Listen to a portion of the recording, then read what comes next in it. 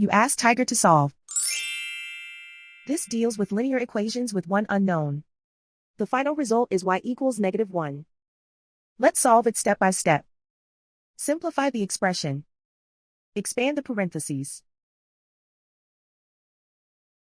Multiply the coefficients. Simplify the arithmetic. Group like terms. Combine like terms. Group all constants on the right side of the equation. Add 14 to both sides. Simplify the arithmetic.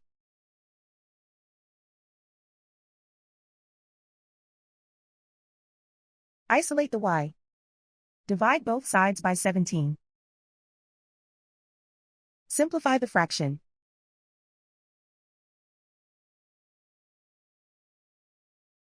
And so the final result is y equals -1.